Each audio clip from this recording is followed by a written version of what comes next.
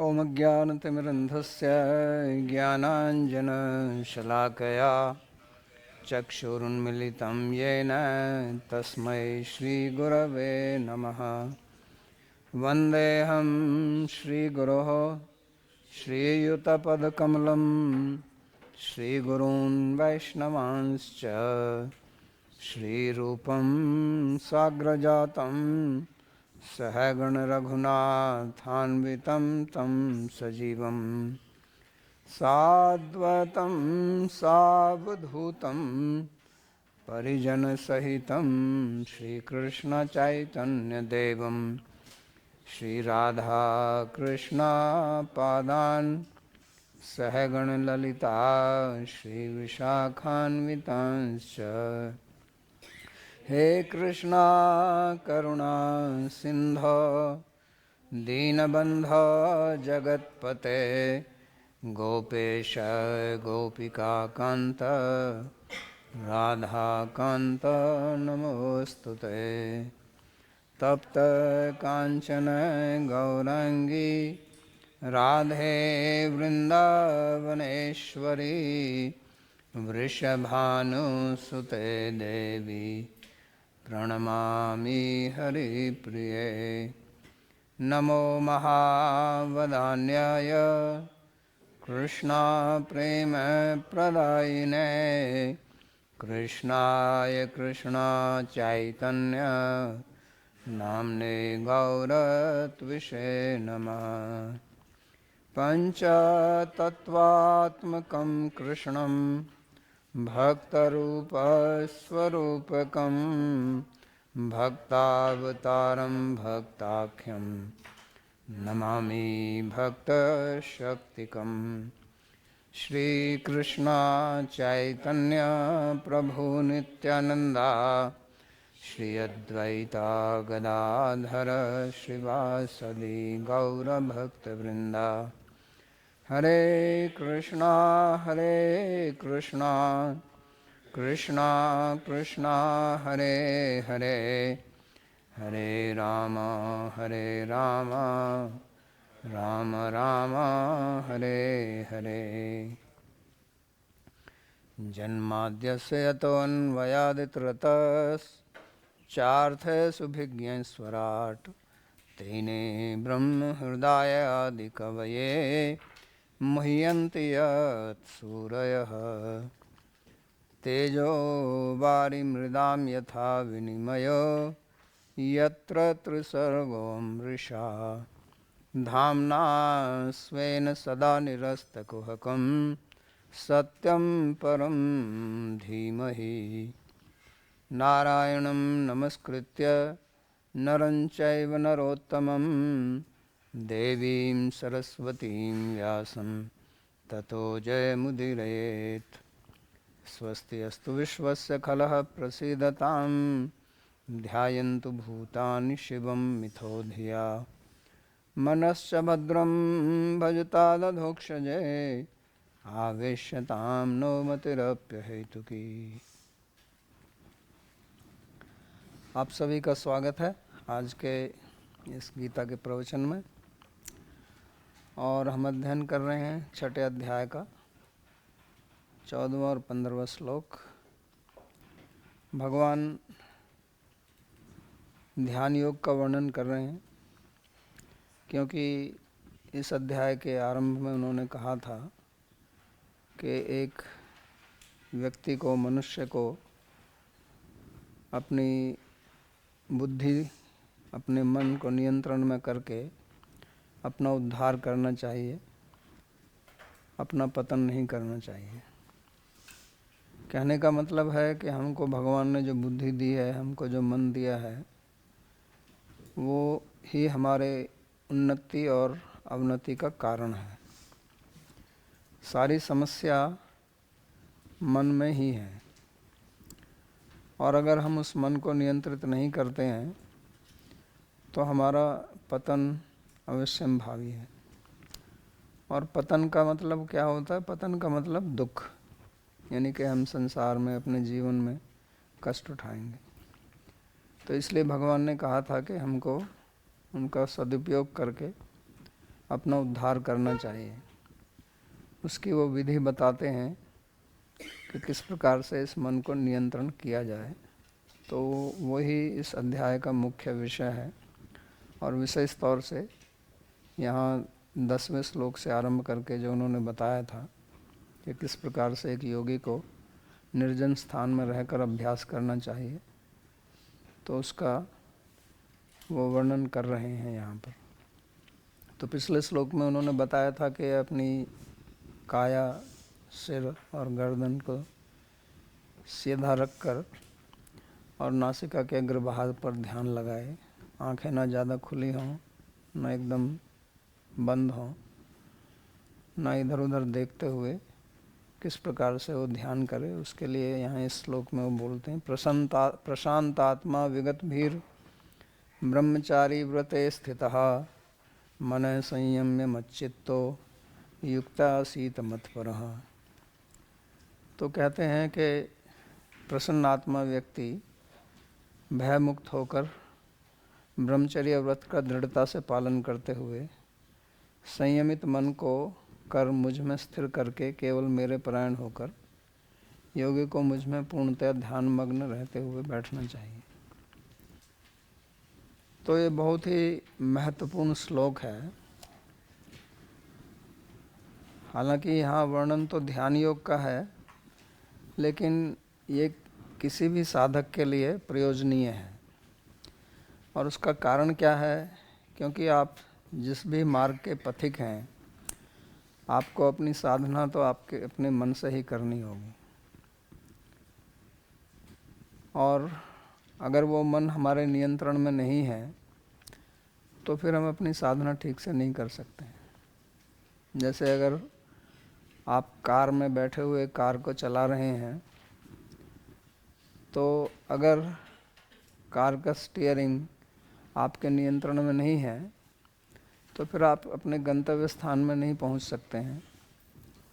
और गंतव्य स्थान में नहीं पहुंचेंगे वो तो है ही, साथ में आपकी दुर्घटना अवश्यम भावी है। क्योंकि कार अगर आपके नियंत्रण में नहीं है तो फिर वो कहीं ना कहीं जाके टकराएगी और आपका जीवन जो है वो खतरे में रहेगा। तो हमारा मन भी एक प्रकार से हमारी स्टीयरिंग है जो हमको चलाता है। हमारे जीवन की यात्रा, जीवन एक यात्रा है और शरीर हमारा वाहन है। तो उसमें मन जो है वो एक स्टीयरिंग की तरह ही है, जैसे कार का स्टीयरिंग। तो इसलिए उसका नियंत्रण रखना बहुत आवश्यक है। तो इसलिए इस श्लोक में सबसे पहले वो कहते हैं प्रशांत आत्मा, जिसकी आत्मा, आत्मा माने मन। जैसा पहले भी हम कह चुके हैं, आत्मा के अनेक अर्थ हैं। इसी अध्याय में पहले आत्मा का अर्थ मन किया था। तो वो मन जो है वो शांत होना चाहिए, और शांति नहीं प्रशांत होना चाहिए। क्योंकि हमारी जो बाह्य परिस्थितियां हैं वो हमारे मन को विचलित करती हैं। मन को विचलित होने के लिए अनेक कारण हैं। हमारी इंद्रियां हैं, दूसरे व्यक्ति हैं, बाहर का वातावरण है,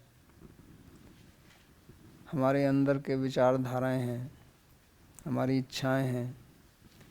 तो ये सब मन को विचलित करते हैं। और मन अगर विचलित रहेगा तो वो उसी प्रकार से है जैसे कार की स्टीयरिंग बार बार कभी इधर जाती है कभी इधर जाती है और आपका उसके ऊपर कोई नियंत्रण नहीं है। तो इसलिए उसको शांत करना ये परम आवश्यक है। इसलिए भगवान कहते हैं प्रशांत आत्मा। तो व्यक्ति प्राय करके अशांत आत्मा है, स्वाभाविक। क्योंकि अगर हमने उस मन को ट्रेन नहीं किया है, अभ्यास नहीं किया है, तो वो अशांत ही रहेगा।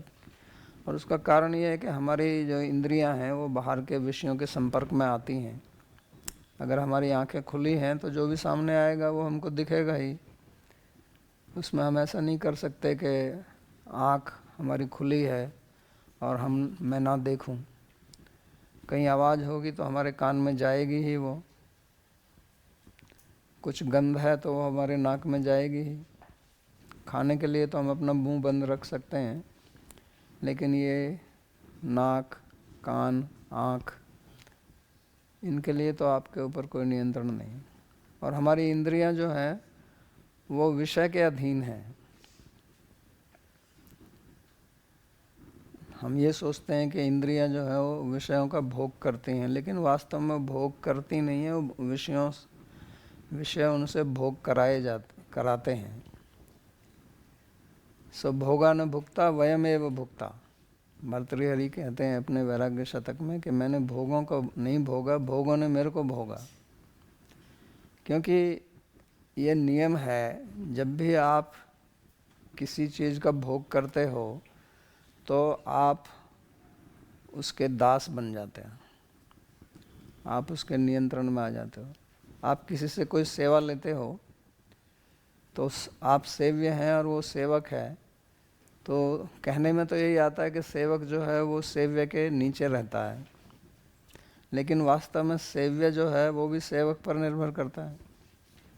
मानो अगर आप अपना भोजन स्वयं नहीं बनाते हैं, आपका पाचक है जो आपका भोजन बनाता है, आप उसको वेतन देते हैं, आपके अनुसार वो भोजन बनाता है, लेकिन वास्तव में आपका जीवन भी तो उसी के हाथ में है ना।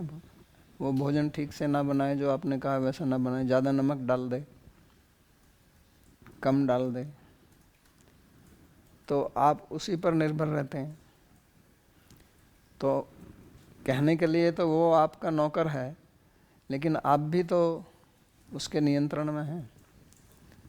तो ऐसे कोई भी आप कार हैं, कार से आप जाते हैं, सोचते हैं ये मेरी कार है, मैं इसको जहाँ चाहूँ वहाँ ले जा सकता हूँ, लेकिन आप कार में बैठें तो कार के नियंत्रण में भी तो आप हैं ना।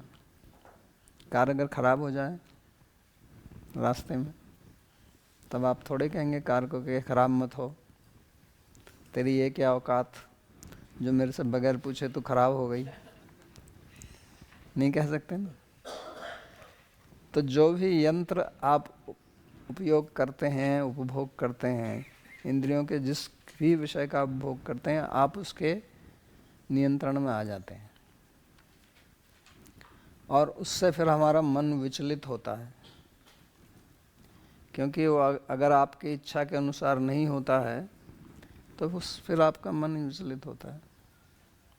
हमारे मन में इच्छाएं आती हैं, और अगर इच्छाओं की पूर्ति नहीं होती है तो हम विचलित हो जाते हैं, हमारा मन उद्वेलित हो जाता है। तो इसलिए वो कहते हैं प्रशांत आत्मा। अगर हमको ध्यान करना है तो उस मन को हमें शांत रखना पड़ेगा। भक्ति करनी है, भक्ति मतलब सेवा करना भगवान की, तो वो तभी संभव है जब हमारा मन नियंत्रण में होगा। अगर आपको कुछ सेवा दी जाए और आपका मन विचलित है तो आप कैसे सेवा करें। तो ये सबसे महत्वपूर्ण शब्द है श्लोक में, प्रशांत आत्मा। और फिर इसमें आगे कुछ चीज़ें बताई गई हैं जो मन को बहुत विचलित करती हैं, क्योंकि दूसरा शब्द है विगत भी।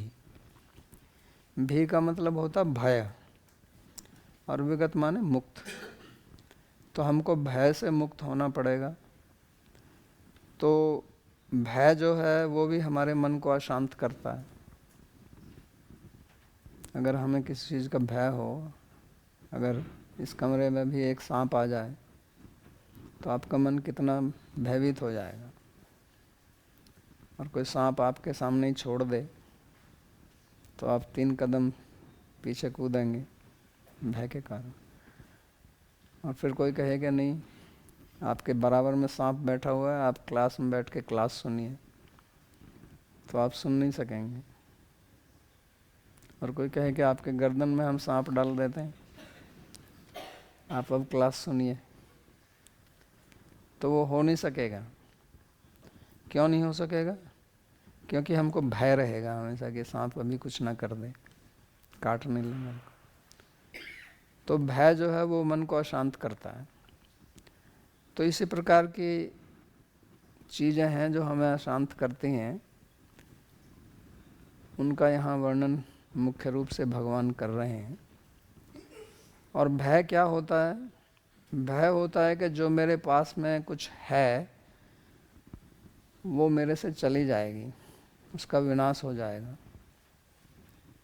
वो कुछ भी हो सकती है, मेरा धन है, मेरा मकान है, मेरे संबंधी हैं, मेरा अपना शरीर है, मेरा स्वास्थ्य है, मेरा सौंदर्य है, मेरी कुछ मान बढ़ाई पद प्रतिष्ठा है, किसी की भी हानि हो सकती है। तो भय होता है जब मेरे को ये आशंका होती है कि जो वस्तु मेरे पास है ये विनष्ट हो जाएगी या मेरे से ले ली जाएगी, इसकी हानि हो जाएगी, तो तब हमारे अंदर एक भीति पैदा होती है और उससे मन एकदम उद्वेलित हो जाता है। जैसे बहुत ज़ोर से आंधी आए तो उसमें किस प्रकार से पेड़ हिलता है, ऐसे हमारा मन हिलने लगता है। तो अगर हम भयभीत हैं तो फिर हम ध्यान नहीं कर सकते। तो इसलिए जो पहले भगवान ने कहा था कि रहस्य स्थित, के निर्जन स्थान में रह के, ताकि वहाँ आपको कोई परेशान ना करे। ऐसी जगह जहाँ पर दूसरे जीव जंतु आपको कष्ट ना दें, भयभीत ना करें, तो उसके लिए यहाँ पर कहते हैं विगत भी।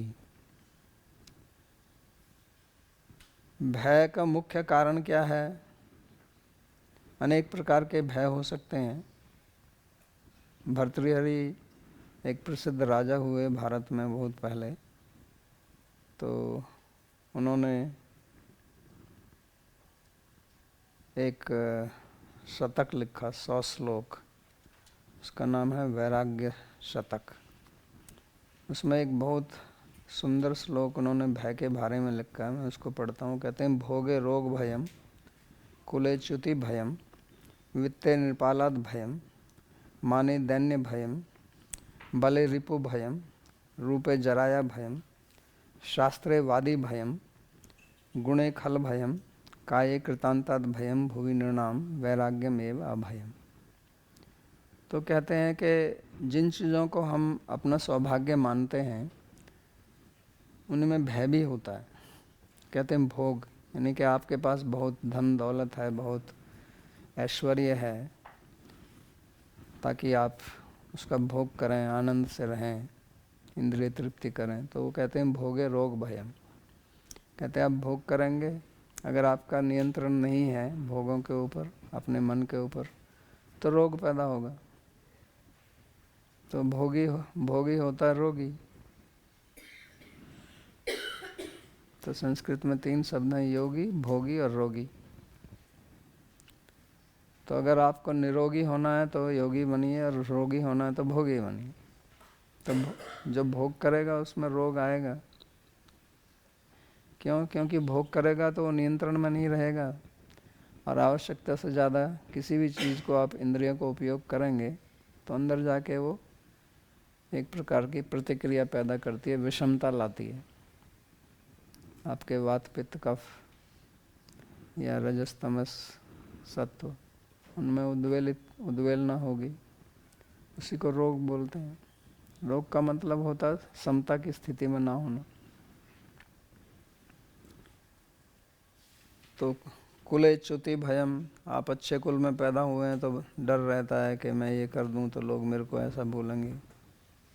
अर्जुन यही बोल रहा था ना पहले कि जब कुल विनष्ट हो जाएगा, अगर सब लोग मर जाएंगे तो अधर्म हो जाएगा, फिर स्त्रियां च्युत हो जाएंगी, भ्रष्टाचार फैलेगा।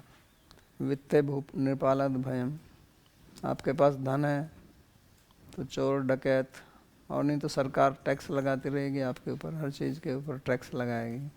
सरकार यही सोचती रहती है और टैक्स किस चीज़ का लगाया जाए। आप कहीं पे काम करते हैं तो सबसे पहले आपका जो वेतन है उस पर वो टैक्स लगा देते हैं। उसके बाद में जब टैक्स लगा दिया वेतन के ऊपर, उसके बाद में फिर आप जो भी कहीं कुछ भी करो उस पर और टैक्स। सड़क पर चलो तो सड़क का टैक्स, पेट्रोल खरीदो तो उसका टैक्स, मकान में रहो तो हाउस टैक्स। तो कुछ ना कुछ टैक्स लगाते ही रहेंगे आपके ऊपर। तो ये स्थिति है, इसलिए सब टैक्स से बचते रहते हैं। माने दैन्य भयम, अगर आपकी समाज में इज्जत है तो आपको डर रहता है कि दूसरे कुछ निंदा लोग कर देंगे। आजकल तो ईमेल है, इंटरनेट है, इंस्टाग्राम, फेसबुक, तो वहाँ जाके लोग कुछ ना कुछ लिखते रहते हैं दूसरों के बारे में, निंदा करने में बहुत मज़ा आता है। तो बले रिपु भयम, आप शक्तिशाली हैं, आप किसी फील्ड के बहुत चैम्पियन हैं, तो आपको भय रहता है कि दूसरा आके अब मेरे को हरा ना दे, फिर मेरी चैम्पियनशिप ख़त्म हो जाएगी। और रूपे, आप बहुत सुंदर हैं, तो फिर आपको ये डर रहता है कि मेरे चेहरे पर पिंपल ना आ जाए, रिंकल ना आ जाए, पिंपल रिंकल, या कोई दूसरा मेरे से ज़्यादा सुंदर ना आ जाए।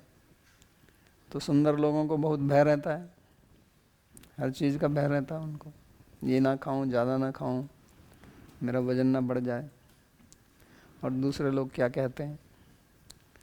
तो जो सुंदर नहीं है उनको ये सब चिंता नहीं होती। तो इसलिए रूप है, और बुढ़ापे का और सबसे बड़ा भय रहता है। आप विद्वान हैं, शास्त्र जानते हैं, तो आपको भय रहता है कि दूसरा मेरे से बड़ा विद्वान ना आ जाए, फिर शास्त्रार्थ करने लगे। गुणे खलबयम, आपके अंदर कुछ गुण हैं, तो कुछ लोग गुणों में दोष निकालने के लिए बैठे रहते हैं, यही उनका काम है। और अंत में जो है काय कृतांत भयम, शरीर है तो मृत्यु का भय। तो वास्तव में जो मूल भय है वो मृत्यु का भय है। इसलिए भागवतम में सारे भयों का मूल कारण यही बताया है। भयम द्वितीयाभिनिवेश स्याद ईषादपेतस्य विपर्योस्मृति। वो कहते हैं जब तक आपका शरीर है और शरीर में आपकी आसक्ति रहेगी, तब तक आप भय मुक्त नहीं हो सकते। तो इसलिए भगवान दूसरे अध्याय से यही बोलते आ रहे हैं कि आप शरीर नहीं हैं और आसक्ति छोड़ियो। शरीर तो नहीं छोड़ सकते, लेकिन आसक्ति से मुक्त होइए तो आप भय से मुक्त होंगे। तो इसलिए बहुत बड़ा कारण है हमारे मन को उद्वेलित करने का ये भय। और इसके आगे जो बात कही है वो थोड़ी आजकल की इस 21वीं शताब्दी में ज़रा सुनने में अच्छी नहीं लगती है। वो है ब्रह्मचारी व्रते स्थिता। अब ये ब्रह्मचारी शब्द तो केवल डिक्शनरी में रह गया है, वैसे तो कहीं देखने में मिलता नहीं है।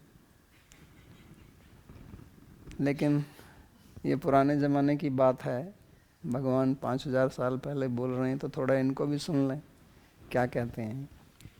तो कहते हैं कि आप ब्रह्मचर्य के व्रत में स्थित रहें। तो ब्रह्मचर्य होता क्या है वास्तव में? ब्रह्मचर्य का अर्थ किया जाता है कि स्त्री पुरुष आपस में संभोग ना करें, उसको ब्रह्मचर्य मुख्य रूप से कहा जाता है। वास्तव में ब्रह्म शब्द का मतलब होता है वेद, और ब्रह्मचारी का मतलब होता है जो ऐसा आचरण करता है ताकि वो वेद को पढ़े। क्योंकि पहले ब्रह्मचारी लोग जो हैं वो जब गुरु गृह में जाकर रहते थे तो वहाँ पर वेदों का अध्ययन करते थे, इसलिए उनको ब्रह्मचारी कहा जाता था। तो अगर आपको अध्ययन करना है तो काम वासना से मुक्त होना पड़ेगा। तो इसलिए ब्रह्मचारी शब्द का अर्थ जो है वो काम से मुक्त होना इसलिए हुआ है। इसका मूल अर्थ तो वास्तव में ऐसा आचरण है जो वेद पढ़ने के अनुकूल हो, उसको ब्रह्मचर्य बोलते हैं, और ऐसे व्यक्ति को ब्रह्मचारी कहा जाता है। तो उसमें काम वासना से मुक्त होना ये मुख्य है, क्योंकि वेद पढ़ने के लिए आपको वही प्रशांत आत्मा होना पड़ेगा। और हमारे मन को विचलित करने का जो मुख्य कारण है वो हमारी कामना है। कोई भी कामना हमारे मन को विचलित करती है। इसलिए पिंगला ने कहा, ये आशा ही परमम दुखम नैराश्यम परमम सुखम, कि आशा या कामना या इच्छा यही दुख का कारण है। भौतिक आशाएं, भौतिक इच्छाएं। तो उसमें जो सबसे प्रबल कामना है वो है संभोग की कामना। स्त्री पुरुष का आपस में जो संभोग क्रिया होती है वो बहुत बड़ी एक कामना मनुष्य के मन में रहती है। और ये मनुष्य में ही नहीं, ये सब जीवों में पाई जाती है। क्यों? सृष्टि जो है उसी पर चलती है, ये संसार जो है उसी पर चलता है। तो इसलिए ये बहुत प्रबल है। भोजन की इच्छा और संभोग की इच्छा, ये दो इच्छाएं बहुत प्रबल हैं। भोजन की इच्छा क्योंकि उससे हमारा शरीर जीवित रहता है, और संभोग की इच्छा उससे समाज जीवित रहता है, एक शरीर के लिए और दूसरे समाज के लिए। तो ये दोनों बहुत प्रबल इच्छाएं हैं। और इसके लिए कोई हमको कहीं किसी विद्यालय में शिक्षा नहीं लेनी पड़ती, कोई इसके लिए ट्रेनिंग नहीं लेनी पड़ती। तो ऋष्यशृंगी की कहानी महाभारत में है कि उसके पिताजी ने उसको जंगल में रखा, वो जंगल में रहता था, उसने कभी स्त्री का दर्शन ही नहीं किया था। लेकिन उसको भी जब स्त्री पुरुष वेश में मिली तो उसके मन में भी काम वासना आ गई। उसने ना स्त्री के बारे में कभी कुछ सुना था, ना स्त्री देखी थी, क्योंकि वो स्त्री से पैदा भी नहीं हुआ था, वो तो एक हिरणी से पैदा हुआ था। और उसके पिताजी ने उसको इसलिए बिल्कुल ब्रह्मचारी रखा था क्योंकि उसका स्वयं ब्रह्मचर्य नष्ट हो गया था, तो वो अपने बच्चे को इस तरह से रखना चाहता था। लेकिन वो भी इसका कोई इलाज नहीं है। जब स्त्री आई, और वो भी स्त्री रूप में नहीं आई, पुरुष वेश धारण करके आई, तो भी उसका मन फिसल गया और वो बाप को ही छोड़ के चला गया। जिस बाप ने उसको पाला, उसकी देख रेख की, पूरा उसको पढ़ाया, उसको ऐसे ही छोड़ के चला गया। ये तो एक काम वासना इतनी प्रबल है। और हमारे जो पुराण हैं, महाभारत हैं, इतिहास है, उसमें इसलिए अनेक कथाएं हैं इसकी प्रबलता को बताने के लिए। चाहे वो ब्रह्मा की है कि ब्रह्मा जो है अपनी पुत्री पर मोहित हो गया। इंद्र के बारे में कितनी कथाएं हैं, वो गौतम ऋषि की स्त्री पर मोहित हो गए। इंद्र जो कहते हैं कि वहाँ पर अप्सराएं हैं और इतनी सुंदर स्त्रियाँ पृथ्वी पर होती नहीं हैं, तो भी एक पृथ्वी की स्त्री के प्रति मोहित हो गया। क्योंकि ये काम वासना ऐसी है कि इसकी कभी पूर्ति होती नहीं है। और नवम नवम वांछन्ति स्त्रियाँ, नई नई की इच्छा होती है। न जातु काम कामा नाम उपभोगे न साम्यति, हविषा वर्तमान एव पुनर्भूयाभिवर्धते। तो ये हविषा कृष्ण वर्तमान एव पुनरेवाभिवर्धते। तो ये काम ऐसी चीज़ है कि एक तो ये कि जैसे आपने भोजन किया, भोजन कर लिया, उसके बाद में आपका पेट भर गया, लेकिन उसके थोड़ी देर बाद फिर भूख लगती है। तो कामना भी ऐसी ही है। स्त्री पुरुष की जो कामना है वो कुछ आपने क्रिया की, उसके बाद में फिर दोबारा से इच्छा होती है और उसका एक बहुत गहरा संस्कार पड़ जाता है। तो ये बहुत प्रबल एक कामना है हमारे मन की। तो उसके लिए भगवान कहते हैं कि ब्रह्मचारी व्रते स्थित। ययाति की कहानी है और चंद्रमा की कहानी है। चंद्रमा तो अपनी गुरुजी की पत्नी को लेके चल दिया। चंद्रमा की पूजा करते हैं, कल चंद्र ग्रहण है, तो वो बृहस्पति की पत्नी को ले गया। तो ये सब क्यों दिखाया है? ये इसीलिए दिखाया है कि इस आध्यात्मिक मार्ग पर किसी को अगर सिद्धि प्राप्त करनी है तो उसको कितना सावधान रहना पड़ेगा। देवता और असुरों ने सागर का मंथन किया, बहुत मेहनत की, असुरों ने ज़्यादा मेहनत की और उनको मुख की तरफ लगा दिया ताकि जितना भी विष निकले उनके ऊपर गिरे। और फिर अमृत जब निकला तो उनको एक बूंद नहीं मिली। क्यों नहीं मिली? मोहिनी से मोहित हो गए। भगवान मोहिनी का रूप धारण करके आए तो वो अमृत को भूल गए, उसके चक्कर में फंस गए। और पूरा मोहित जो अमृत उनके हाथ में था वो पूरा मोहिनी को पकड़ा दिया कि इसको ले लो आप और इसका आप वितरण कीजिए। तो मोहिनी तो यही चाहती थी, तो उनको कुछ नहीं मिला। तो उसका मूल कारण क्या था? यही काम की आसक्ति, और तो कोई कारण नहीं था ना। तो इतना जो उन्होंने प्रयास किया उसका फल उनको कुछ भी नहीं मिला। बाद में युद्ध हुआ और वो मारे गए। तो ये सब कहानियाँ इसीलिए बताई जाती हैं कि आध्यात्मिक मार्ग पर कितना व्यक्ति को सचेत रहना चाहिए इस विषय से।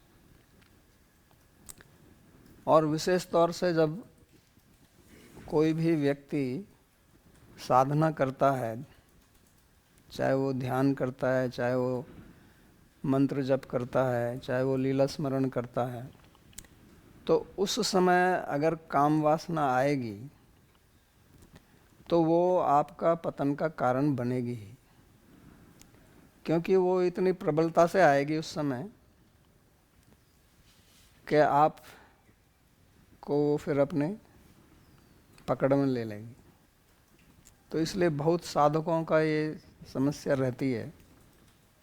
बहुत बार ऐसा कहते हैं कि पहले तो मेरा मन काम के प्रति इतना आसक्त नहीं था, लेकिन अब जब से मैं जप करने लगा हूँ, जब से मैं ध्यान करने लगा हूँ, मन में बहुत काम वासना आती है।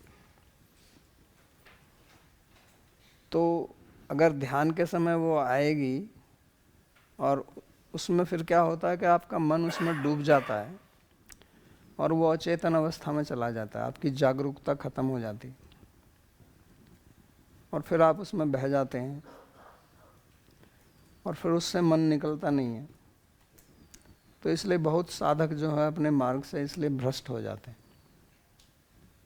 बहुत बड़े बड़े सन्यासी, आचार्य, गुरु, उनकी कहानी आप जानते हैं, सुनते रहते हैं। शास्त्र में ही नहीं, आजकल के जो हमारे सामने उपस्थित हैं उनकी भी अनेक कहानियाँ आप जानते हैं। तो प्राय करके पतन का, आध्यात्मिक मार्ग में पतन का मुख्य कारण जो है ये काम वासना, काम के प्रति आसक्ति बनती है। तो इसलिए भगवान यहाँ पर ब्रह्मचारी व्रते स्थिता बोलते हैं कि इस व्रत में स्थित होकर रहना। तो इससे पार पाने के लिए जागरूकता होनी बहुत आवश्यक है। क्योंकि आपने देखा होगा कि ये काम संभोग और मद्यपान दोनों साथ साथ चलते हैं। जो लोग विषयी होते हैं वो मद्यपान बहुत करते हैं। तो क्यों करते हैं? मद्यपान नहीं कर मतलब कुछ ना कुछ प्रकार का वो इस ऐसी वस्तु का, जिसको अंग्रेजी में सब्सटेंस बोलते हैं, वो प्रयोग करते हैं जो आपकी चेतनता को कम करती है। और जब आपकी चेतनता, आपकी जागरूकता कम हो जाती है, आपकी अवेयरनेस कम हो जाती है, तो फिर काम वासना आपको और बढ़िया से पकड़ सकती है। तो काम वासना और जागरूकता दोनों एक साथ नहीं चल सकती। क्योंकि जिसमें थोड़ी भी बुद्धि होगी और वो जागरूक होगा, वो तो वो समझेगा कि ये व्यर्थ है, इसका कोई मेरा कोई प्रयोजन सिद्ध नहीं होता, जो आध्यात्मिक व्यक्ति है।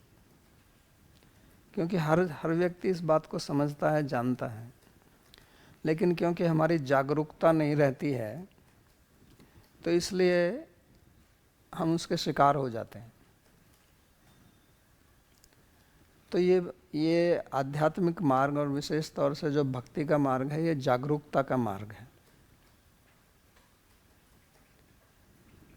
तो इसलिए आध्यात्मिक मार्ग में कहा जाता है कि आप मद्यपान मत करो, आप मांसाहार मत करो, या जो कुछ अन्य प्रकार के भोजन पर जो प्रतिबंध लगाया जाता है वो इसीलिए लगाया जाता है कि वो जो भोजन है वो हमारी चेतनता को कम करते हैं, हमारी जागरूकता को कम करते हैं। और जब हमारी जागरूकता कम हो जाती है तो हम फिर काम वासना के अधिकार में आ जाते हैं, फिर हमारा उसके ऊपर कोई नियंत्रण नहीं रहता है। तो इसलिए ये एक बहुत ही महत्वपूर्ण विषय है समझने वाला। तो पहले हमारे देश में, भारत में विशेष तौर से इस ब्रह्मचर्य के ऊपर बहुत बल दिया जाता था। इसलिए 4 आश्रमों में से एक आश्रम का नाम ही ब्रह्मचर्य आश्रम था, ताकि आपकी नींव रखी जाए। क्योंकि जब बच्चा पैदा होता है और छोटा होता है तो उसके अंदर काम वासना नहीं होती। काम वासना के संस्कार तो रहते हैं लेकिन वो अभी उद्दीप्त नहीं हुई है। क्यों? क्योंकि उसका शरीर उसके अनुरूप नहीं है। लेकिन जैसे वो युवा होता है तो फिर उसका शरीर अब काम का भोग कर सकता है, तो फिर वो संस्कार स्वतः ही उद्दीप्त होने लगते हैं और उसका आकर्षण दूसरों के प्रति बढ़ने लगता है।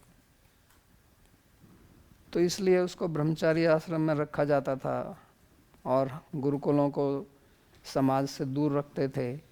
वहाँ पर उनको शिक्षा दी जाती थी। केवल समाज से दूर रखना भी उसका कोई इलाज नहीं है, लेकिन उनको वहाँ पर फिर शिक्षा दी जाती थी योग की, मंत्र जप की। विशेष तौर से जो ये आपका उपनयन संस्कार होता था तो उसमें फिर गायत्री मंत्र की दीक्षा होती थी, और उस गायत्री मंत्र का जप करने से फिर ये आपकी जो काम शक्ति है, ये बहुत प्रबल शक्ति, ये नीचे जाने की बजाय इसका जो प्रवाह है ये ऊपर की तरफ होता था। क्योंकि एक बार इसका प्रवाह नीचे की तरफ हो गया तो फिर इसको ऊपर की तरफ ले जाना असंभव सी बात है। तो इससे पहले कि इस काम की ऊर्जा का प्रवाह ऊपर की नीचे की तरफ हो, इसका प्रवाह ऊपर की तरफ किया जाता था। जो हमारे शरीर में चक्रों की बात की जाती है कि 6 चक्र हैं या 7 चक्र हैं, ऐसे ही चक्र नीचे भी हैं। मूलाधार चक्र पर यह शक्ति रहती है और मूलाधार से नीचे भी चक्र हैं, वो पशुओं के चक्र हैं। वो आपको पशुओं की तरफ ले जाते हैं, पशु वृत्ति की तरफ। और मनुष्य बनने के लिए उस शक्ति को ऊपर उठाना होता है। तो ये योग की प्रक्रिया, हठ योग की प्रक्रिया यही है। तो उसके लिए हमारे ऋषियों ने अनेक प्रकार की विधाएं निकाली थी, मंत्र जप की, योग की, ये जो आसन प्राणायाम। क्योंकि प्राणायाम का संबंध मन से बहुत है। ये हम सब देखते ही हैं कि हमारी जो प्राण क्रिया है वो हमारी मानसिक स्थिति के अनुसार बदलती है। जब हम शांत होते हैं तो स्वतः ही हमारा प्राण जो है वो दीर्घ होता है। जब हम क्रोधित होते हैं या काम वासना से पूरित हो जाते हैं तो हमारी प्राण की क्रिया बहुत हल्की होती है, शीघ्र चलता है प्राण। तो इसलिए उन्होंने ये सब प्रक्रियाएं बनाई थी, प्राणायाम करने की, आसन करने की, मुद्राएं, बंध। तो हमारे भक्ति मार्ग में ये नहीं है, लेकिन उनसे सहायता हम ले सकते हैं।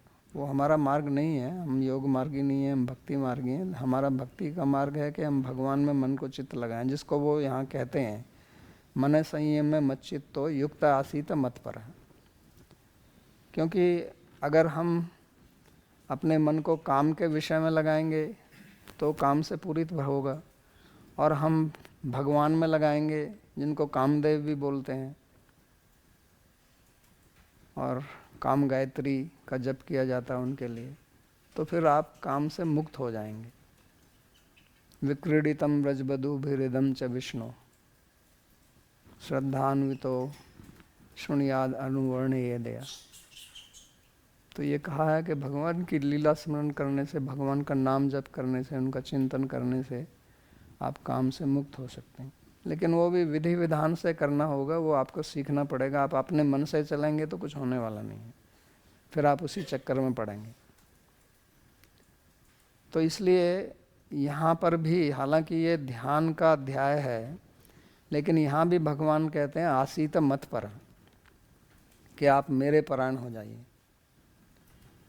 भगवान ये उद्धव को कहते हैं कि जो विषय आसक्त चित्त से, जो विषय में आसक्त चित्त है वो विषय में ही प्रविष्ट रहेगा, और जो मेरे में आसक्त होगा उसका मन मेरे में प्रवेश करेगा। मयि एव प्रविलीयते। तो ये हमें समझना है इस बात को। तो इसलिए कहते हैं मन संयम्य मच्चित्तो युक्त आसीत मत पर। उस मन को संयमित करके, केवल संयम ही नहीं करना है, उसको फिर भगवान में लगाना है। और पतंजलि का जो योग सूत्र है उसमें और यहाँ जो गीता में बोल रहे हैं उसमें यही अंतर है। पतंजलि का जो योग सूत्र है एक बहुत ही वैज्ञानिक प्रक्रिया है, बिल्कुल विज्ञान की तरह। एक एक उसका नियम, यम नियम जितने भी हैं वो क्यों बनाए गए हैं वो इसी को ध्यान में रखते हुए। लेकिन वहाँ पर योग का अर्थ है चित्तवृत्ति निरोध। आपने मन को संयम कर लिया, लेकिन उसको संयम करके अब करना क्या है, तो उसको भगवान कहते हैं कि उसको मेरे में लगाइए। फिर नहीं तो वो संयम कहाँ तक रखोगे आप उसका। मन की भी अपनी एक शक्ति है, अपनी एक ऊर्जा है। जैसे एक घोड़ा है तो उसको आप केवल बांध के रखो, नियंत्रण में रखो, तो उसकी शक्ति का तो उपयोग नहीं हो रहा है ना। तो उसको केवल नियंत्रण में ही नहीं रखना, उसकी शक्ति का उपयोग भी करना। तो उसका उपयोग जो है वो योग मार्ग में नहीं सिखाते हैं, उसका उपयोग है भक्ति में। योग में तो केवल इतना ही है कि आप अपने मन को नियंत्रित कर लें, लेकिन उसमें फिर पतन होने का बहुत संभावना रहती है। जैसा सौभरी मुनि की कथा भागवत में आती है कि इतने वर्षों तक वो अभ्यास कर रहा था, लेकिन केवल एक मछली की काम संभोग को देखकर उसका मन बदल गया।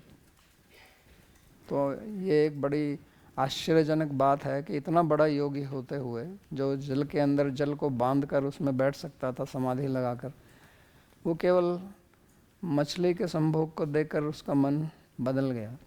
तो इससे पता चलता है कि काम वासना कितनी प्रबल है और बड़े बड़े योगियों को भी गिरा सकती है ये। और ये भी बताया गया है कि अगर हमारा मन जो है उसको हम केवल नियंत्रित करेंगे और भगवान में नहीं लगाएंगे तो कभी भी फिसल सकता है। इसलिए उसको कुछ आलंबन चाहिए। मन हमेशा कुछ ना कुछ आलंबन ढूंढता है। निरालंबन रहना इसके लिए बहुत समय तक संभव नहीं है। तो वो आलंबन भगवान है, क्योंकि वो गुणातीत हैं, सुंदर हैं। जिस चीज़ से भी हमारा मन आकर्षित होता है वो सब गुण उनमें है। तो इसलिए काम और राम, काम का इलाज राम है। उसके बगैर काम से मुक्त होना संभव नहीं है।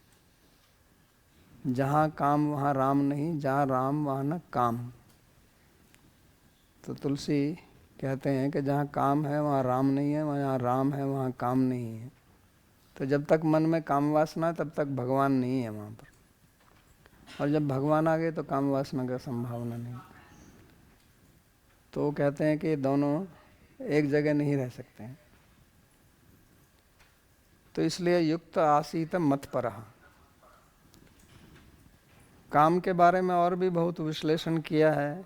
काम का मतलब केवल स्त्री संभोग या पुरुष संभोग ही नहीं है, लेकिन दक्ष संहिता में इसके 8 अंग बताए हैं कि काम जो है वो केवल शारीरिक क्रिया ही नहीं है, ये मानसिक स्तर पर भी होता है, वाचिक स्तर पर भी होता है और शरीर के स्तर पर भी होता है। जैसे क्रियाएं 3 प्रकार की होती हैं, मानसिक क्रिया, वाचिक क्रिया और शारीरिक क्रिया। तो ये काम जो है ये भी 3 स्तर पर होता है। और वास्तव में ये जो काम है ये शरीर के स्तर पर बहुत कम है, मुख्य रूप से तो ये मानसिक स्तर पर है और ये वहीं से आरंभ होता है। इसलिए काम का एक नाम मनसिज भी है या मनोज है। मनसिज का मतलब जो मन में पैदा होता है, मनोज का मतलब भी वही है जो मन में पैदा होता है। तो इसलिए प्रशांत आत्मा कहा कि पैदा ही मन में होता है, तो उस मन को नियंत्रण करेंगे तो जो उसका बीज है वही पैदा नहीं होगा। क्योंकि उसके बाद में जब ये बढ़ जाएगा, जब ये वाचिक स्तर पर आ जाएगा तो फिर शारीरिक स्तर पर आएगा ही, फिर उसको आप रोक नहीं सकते। तो जैसे आपका क्रोध होता है तो क्रोध की एक स्थिति होती है जब तक आप उसको अपने नियंत्रण में कर सकते हैं, लेकिन अगर वो बढ़ जाए तो ऐसी स्थिति आती है फिर आप उसको अपने नियंत्रण में नहीं कर सकते, आप उसके नियंत्रण में आ जाते हैं। तो इसलिए काम के बारे में कहा कि ये 8 प्रकार का है। स्मरणम, कीर्तनम, केली, प्रेक्षणम, गुह्य भाषणम और संकल्पोध्यवसायस्य क्रिया निवृत्ति रेवच। तो सबसे पहले स्मरण, ये मन में उसका चिंतन करना, सोचना काम के बारे में। और फिर कीर्तन, जो जिस चीज़ को आप सोचते हैं उसकी फिर बात करते हैं। जो विषय व्यक्ति होते हैं वो विषय भोग के बारे में हमेशा बात करते रहते हैं। इसलिए आप देखेंगे काम के बारे में कितनी चर्चा होती है। और जितने भी ये जो चुटकुले हैं, जोक्स, सबसे ज़्यादा जोक्स काम के बारे में मिलेंगे आपको। तो मन के बाद में फिर कीर्तन। कीर्तन का मतलब वाचिक क्रिया, पहले मानसिक क्रिया फिर वाचिक क्रिया, ऐसे बढ़ेगा। और फिर केली, फिर स्त्री पुरुष का आपस में मजाक, एक दूसरे से नर्म व्यवहार करना। और उसके बाद में प्रेक्षण, दूसरों को काम वासना की दृष्टि से देखना, भोग की दृष्टि से देखना। और फिर गुह्य भाषण, एकांत में काम के बारे में चर्चा करना मिलकर। और फिर संकल्प, निर्णय लेना कि हमको संभोग करना है। और फिर अध्यवसाय, फिर उसकी योजना बनाना। और फिर क्रिया निवृत्ति, फिर वास्तव में संभोग करना। तो ये 8 अंग हैं काम के। और आरंभ इसका मन से होता है और इसका अंत जो है वो काम की क्रिया में होता है, संभोग क्रिया में। तो इसलिए वो कहते हैं कि ये मैथुन क्रिया जो है, संभोग क्रिया, उसके ये 8 अंग हैं। और अगर कोई ब्रह्मचारी रहना चाहता है तो उसको इनसे बचना पड़ेगा, उसको इनको समझना पड़ेगा। क्योंकि जिस चीज़ को हमें प्रयोग में लाना है हमें उसको भी समझना है, और जिसको हमें छोड़ना है उसको भी समझना पड़ता है। अगर हम कोई चीज़ खाना नहीं चाहते हैं तो हमें समझना पड़ेगा ना कि वो चीज़ क्या है, ताकि हम उसको गलती से भी ना खाएं। तो इसलिए काम वासना अगर हम नहीं चाहते हैं तो हमको समझना पड़ेगा कि ये क्या है और किस प्रकार से ये आती है और किस प्रकार से फिर ये क्रियान्वित होती है। ताकि अगर हम उसके प्रति जागरूक रहेंगे तो फिर हम उससे मुक्त हो सकते हैं, नहीं तो संभव नहीं। तो इसलिए भगवान कहते हैं कि उसको, योगी को अपना मन को संयम करके चित्त को मेरे में लगाए और उसका सतत अभ्यास करे। तो पहले भी कहा था, योगी युंजीत सत्तम आत्मानम रहस्य स्थित है, 10वें श्लोक में पहले कह के आए थे। तो जब तक हम इसको नहीं समझेंगे और इसमें हमारी श्रद्धा नहीं होगी तो तब तक हम विषयों के दास बने रहेंगे। तो भगवान जो समझाते हैं कि किस प्रकार से हमें विषयों से मुक्त होना है, तो विषया विनिवर्तन्ते निराहारस्य देहिनः, केवल विषयों को छोड़ने से हम विषय से मुक्त नहीं हो सकते हैं, क्योंकि उनके संस्कार हमारे अंदर बैठे हुए हैं। तो उन संस्कार से कैसे मुक्त होना है, उसके लिए हमको अच्छे संस्कार डालने होंगे। तो उसके लिए भगवान कहते हैं मत चित्ता, कि चित्त, क्योंकि संस्कार चित्त में जाएंगे तो उसमें लगाइए युक्त आसीत मत पर। तो यहाँ दो शब्दों का प्रयोग भगवान ने किया, मत चित्त और मत पर। तो ये दो अलग अलग शब्दों का अर्थ तो वास्तव में एक जैसा ही लगता है। मत चित्त का मतलब है कि अपना चित्त, अपना मन, अपने बुद्धि सब मेरे में लगाओ। तो जब ये मेरे में लगा दिया तो ये मत पर कहने का फिर क्या आवश्यकता। मत पर का मतलब मेरे परायण हो। तो जब हमारा मन उनमें लग गया तो मत पर तो हो ही जाएंगे। तो मत पर का एक अर्थ होता है कि उनके प्रति आदर भाव रखना। मत पर मतलब मेरे परायण हो जाओ, यानी कि किसी चीज़ के हम परायण होते हैं तो उसमें हमारी श्रद्धा होती है, हमारा आदर, हमारा विश्वास रहता है, यानी कि उनके हम शरणागत होते हैं। नहीं तो क्या होता है कि कोई पुरुष है, कोई युवा है, वो उसका मन जो है स्त्री में लगा हुआ है, किसी जिसके प्रति वो आकर्षित है, या स्त्री का पुरुष में लगा हुआ है, तो उसका चित्त तो उनमें लगा हुआ है, लेकिन वो परायण थोड़ी है। उसका मतलब ये थोड़ी है कि हम उसकी भक्ति करेंगे, उसकी पूजा करेंगे। तो इसलिए मत चित्ता और मत पराध का थोड़ा अंतर ही हमको समझना चाहिए कि केवल चित्त को ही नहीं लगाना, लेकिन उनके परायण भी होना हमको, और फिर हमारा चित्त और ज़्यादा लगेगा। नहीं तो जो विषय में जो हमारा चित्त लगता है, क्योंकि जो विषयी लोग होते हैं उनका विषय में चित्त लगता है, लेकिन वो अपने लिए लगता है। वो जिसमें चित्त लगा है वो उनके लाभ के लिए नहीं लगता है। तो मत पर का मतलब मेरे परायण होना, मेरी सेवा करना, अपने को मेरा दास समझना। तो ये अतीव आवश्यक है। तो ये वास्तव में ये श्लोक एक प्रकार से सार बात बता रहा है, क्योंकि अंत में जाकर जब भगवान कहते हैं सर्वगुह्यतमं भूय शृणु में परमं वच, कि मैं आपको अपना परम वचन सुनाता हूँ जो बहुत ही गुह्य है, गुह्याद गुह्यतर, गुह्यतमम, और फिर सर्वगुह्यतमम। तो उसमें वो सबसे पहली बात क्या कहते हैं 65वें श्लोक में, कि मन मना भव मद भक्ता, कि मन को मेरे में लगाओ। और वो मन मोहन है, और वो ही मदन मोहन है। मदन भी कामदेव का नाम है, क्योंकि सबको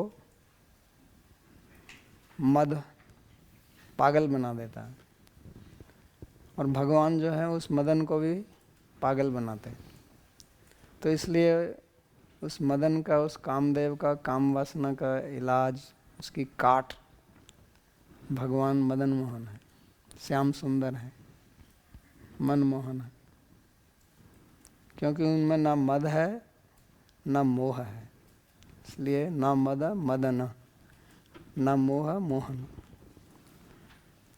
तो अगर हमको मद और मोह से मुक्त होना है तो मदन मोहन की शरण में जाना होगा। तो उसी के लिए भगवान कहते हैं मत चित्तो युक्त आसीत मत पर। जब भक्ति योग का वर्णन करते हैं 12वें अध्याय में, तो वहाँ भी वही कहेंगे, मयि एव मन आधत्स्व मयि बुद्धिम निवेशय, न मन मेरे में लगाओ, बुद्धि मेरे में लगाओ। तो सार बात इतनी ही है,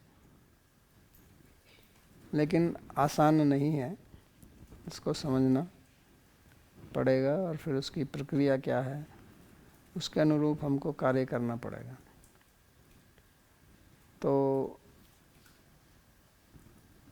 इस श्लोक में भगवान ने बताया है कि किस प्रकार से मन को नियंत्रण में रखा जाए, मन किस चीज़ से विचलित होता है। तो प्राय करके तो राग, द्वेष, क्रोध, लोभ, ये 4 चीज़ें हैं।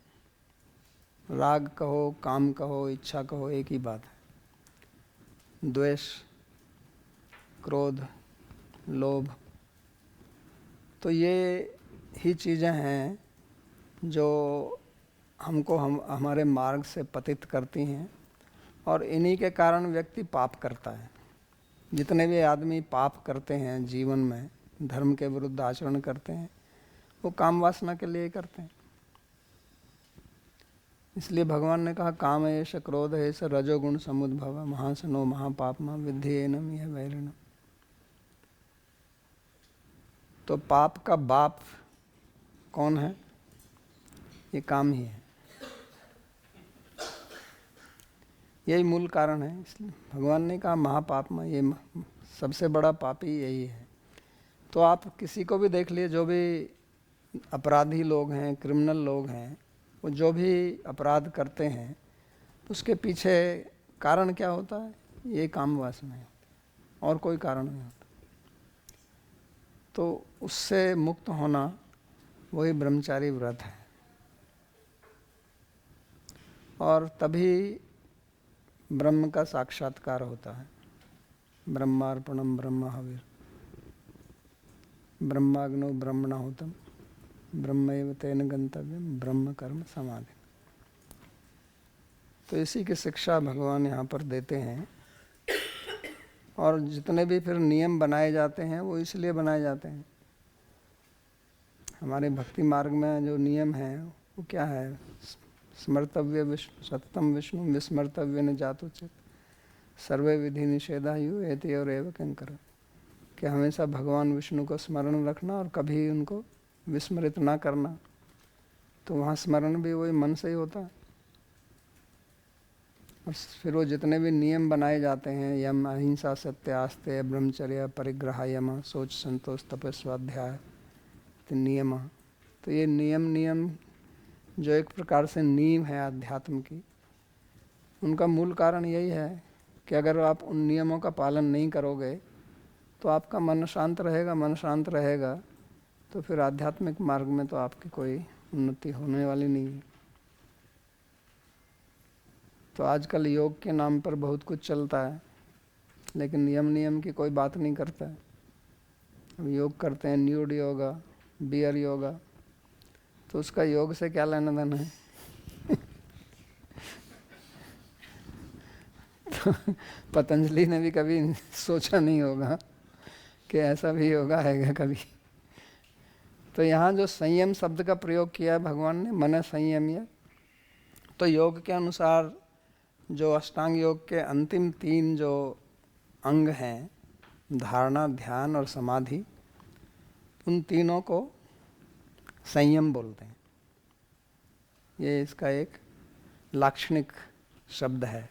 तीनों को मिलाकर संयम। संयम का आम शब्द तो होता है नियंत्रण करना किसी चीज़ को, लेकिन योग की परिभाषा के अनुसार ध्यान, धारणा और समाधि तीनों का एक नाम संयम है।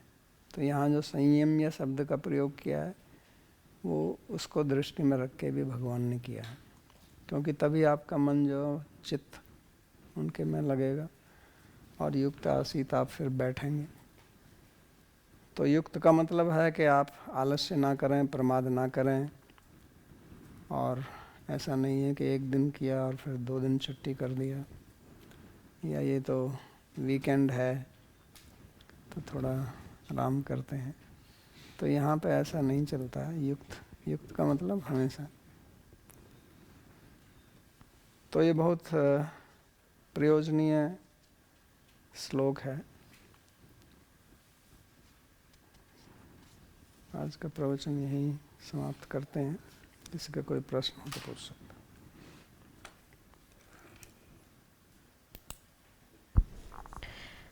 प्रणव जी का प्रश्न है, जैसा कि आपने पिछली कक्षा में बताया कि माला जप करने के लिए कृपया स्पष्ट करें। पहला प्रश्न, जप करते समय आंखें खुली रखें या बंद? और दूसरा, जप मन में करें या जोर से बोल कर करें?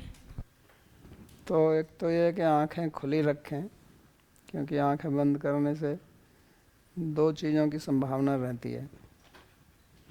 एक तो नींद, उसको बोलते हैं लय, और दूसरा विक्षेप, कि आपका मन जो है फिर किसी योजना में चला जाता है। तो आपकी शक्ति उसमें लग जाती है, इसलिए उसको खोल के रखिए। और दूसरा, जोर से बोल कर करें कि मन में करें, तो जप के 3 प्रकार बताएं शास्त्र में, एक वाचिक, उपांशु और मानसिक। तो मानसिक को श्रेष्ठ माना है, लेकिन उसको करना थोड़ा कठिन भी पड़ता है, तो अभ्यास कीजिए। मानसिक कर सकते हैं तो वो सर्वश्रेष्ठ है। नरेश जी का प्रश्न है, क्या ब्रह्मा जी ने अपनी पुत्री को अपनी काम वासना के कारण बनाया, या उनकी पुत्री के जन्म के बाद उनमें काम वासना जागी, और उनकी इस पुत्री का उद्देश्य क्या था? नहीं, पुत्री तो उनकी सरस्वती है, विद्या देवी सरस्वती, और काम वासना के लिए नहीं बनाया। वो भक्त हैं, भगवान के अवतार भी हैं, गुणावतार हैं। वो तो उनको देखकर उनका आकर्षित मन हुआ, क्योंकि सौंदर्य हैं। इन कथाओं के कुछ दूसरे अर्थ भी हैं, एक बाह्य अर्थ है, एक आंतरिक अर्थ है। कहने का मतलब है कि विद्या देवी हैं तो विद्या की तरफ उनका आकर्षण हुआ, ये भी इसका अर्थ है। लेकिन शास्त्र में इसलिए सावधान किया है क्योंकि ये कथाएं जो हैं ये हमारे लिए बनाई गई हैं। ब्रह्मा तो मुक्त पुरुष हैं, भगवान के भक्त हैं, हमारी संप्रदाय के मूल हैं, तो उनके ऊपर कोई असर नहीं पड़ता है इन चीज़ों का। लेकिन ये हमको समझाने के लिए है। इसलिए भागवत में ये एक श्लोक आता है, मात्रा स्वस्रा दुहित्रापि न विविक्त आसनो भवेत, बलवान इंद्रिय ग्रामो विद्वान समपि प्रकर्षति। वो कहते हैं कि अपनी माँ के साथ, अपनी बहन के साथ, अपनी बेटी के साथ एकांत में एक आसन पर मत बैठिए। क्यों? क्योंकि इंद्रियां बहुत बलवान हैं, बहुत शक्तिशाली हैं, और विद्वान को भी वो गिरा देती हैं। तो ये श्लोक भागवत में है, और इसके पीछे एक कथा मैंने सुनी थी। पूज्य श्री प्रभुदत्त ब्रह्मचारी जी एक बहुत बड़े संत वृंदावन में हुए। भागवत के ऊपर उन्होंने 64 ग्रंथ लिखे, और भागवत, पूरी भागवत का उन्होंने गद्य पद्य में अनुवाद किया, जिसका लोग पारायण भी करते हैं। तो वो एक कथा बताते थे कि ये जब श्लोक जैमिनी ने पढ़ा अपने गुरुजी से, व्यास जी से, तो उनका विश्वास नहीं हुआ इस पर। तो उन्होंने कहा ये कैसे संभव है, हमारा मन अपनी माँ, बहन, बेटी पर कैसे चला जाएगा। तो व्यास जी ने कहा नहीं नहीं, ऐसा संभव है। तो उन्होंने थोड़ा तर्क किया अपने गुरुजी से, तो वो संतुष्ट नहीं हुए। तो उन्होंने कहा ठीक है, फिर मैं आपको समझाऊंगा ये। तो वो चले गए। जैमिनी जी अपनी कुटिया में रहते थे, ब्रह्मचारी जैसे रहते हैं। तो रात को, शाम का जब समय हुआ, तो अचानक वातावरण बदल गया। बद्रिक आश्रम की बात है, पहाड़, हिमालय। तो बहुत ज़ोर से आंधी चली और बारिश होने लगी। तो अपनी कुटिया में बैठे हुए थे, अंधेरा होने को था।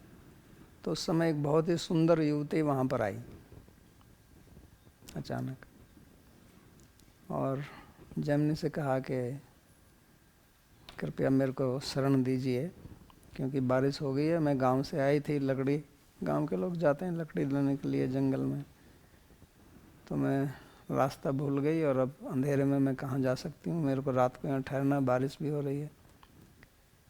तो जैमिनी ने कहा कि मैं तो ब्रह्मचारी हूँ, तो आप यहाँ तो नहीं रह सकती हो, स्त्री तो यहाँ प्रवेश नहीं है हमारे यहाँ।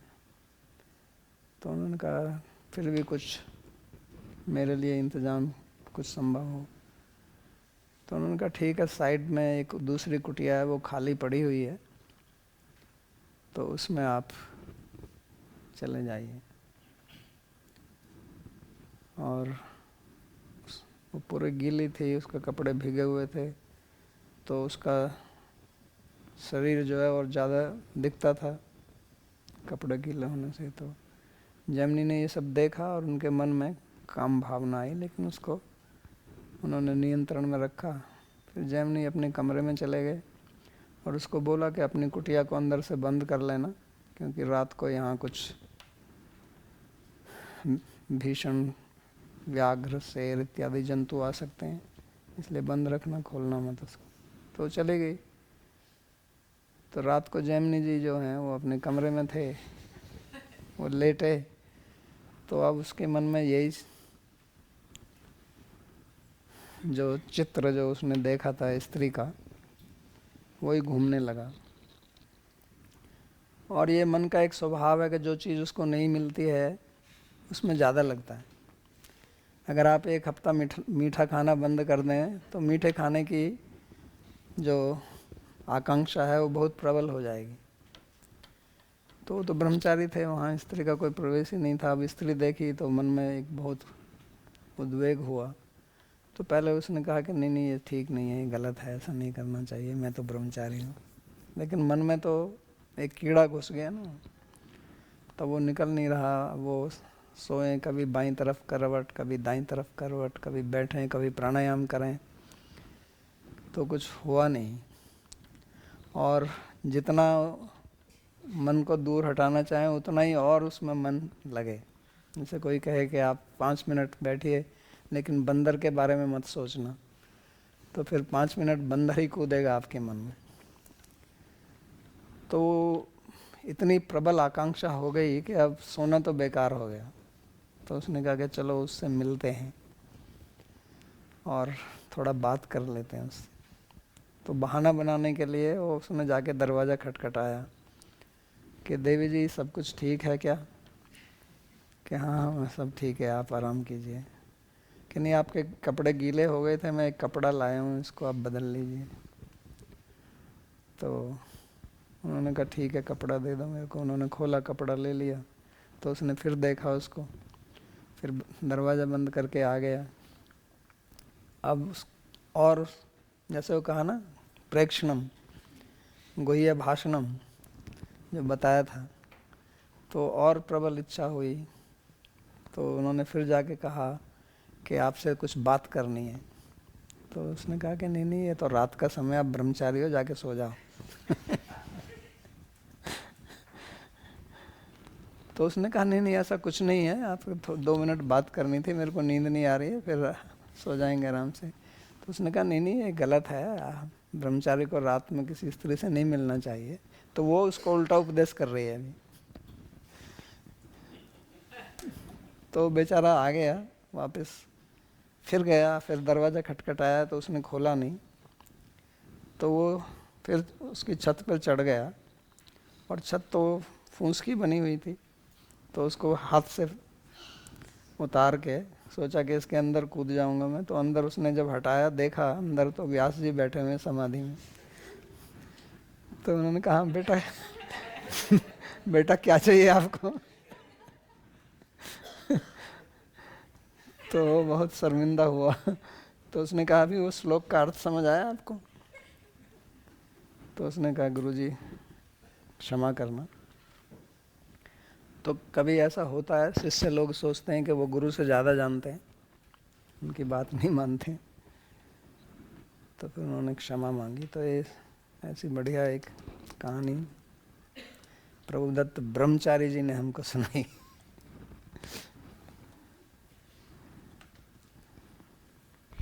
विलासी का प्रश्न है, यौन इच्छाएं अप्रत्यक्ष रूप से कैसे प्रकट होती हैं? यौन इच्छाएं अप्रत्यक्ष रूप से कैसे प्रकट होती हैं? यौन इच्छा, काम इच्छाएं, यौन इच्छाएं, यौन संबंध के लिए छाया समझ मेरे इच्छाएं, इच्छाएं, यौन डिजायर्स। इच्छा, सेक्स डिजायर, उसका क्या होता है, कैसे कम होती है? अप्रत्यक्ष रूप से कैसे प्रकट होती हैं? अप्रत्यक्ष रूप से, अप्रत्यक्ष रूप से प्रकट नहीं होती, प्रत्यक्ष रूप से प्रकट होती है।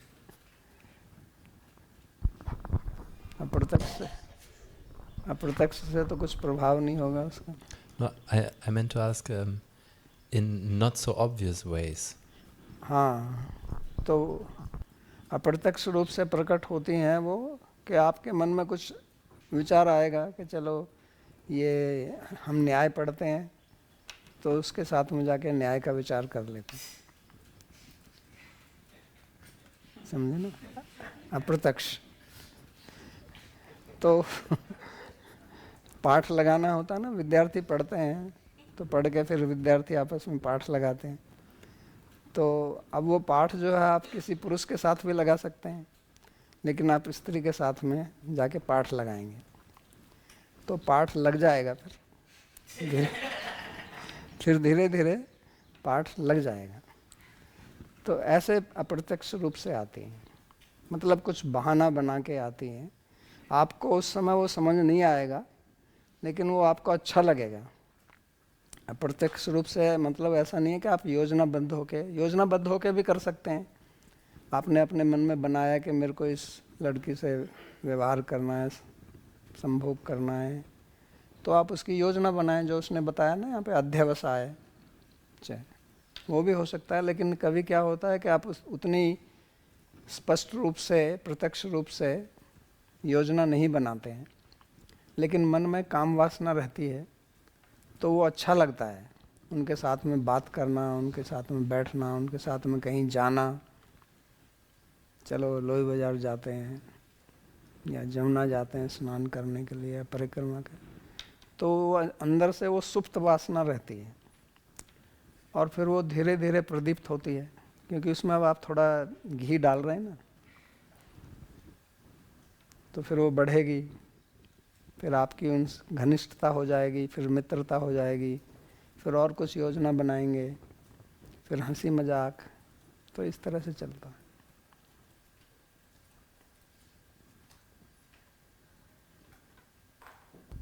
संदीप जी कृपया अपना प्रश्न पूछें।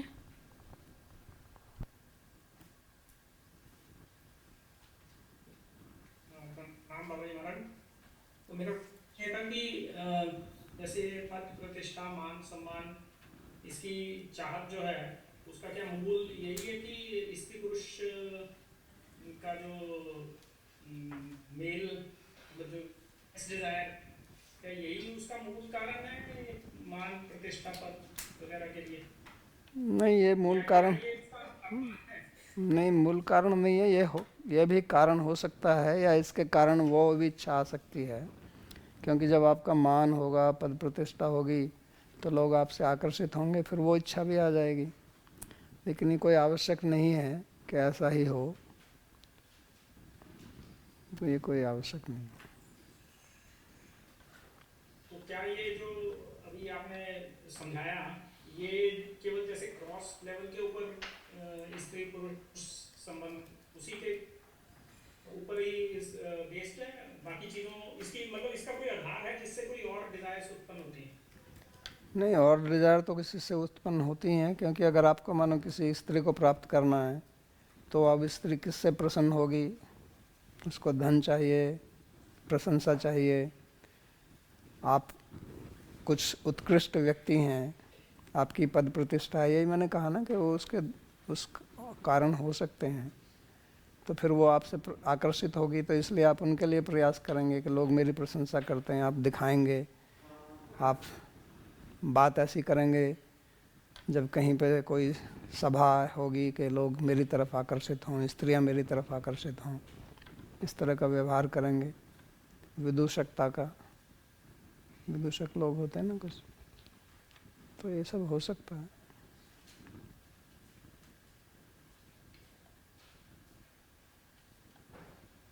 धीर ललित।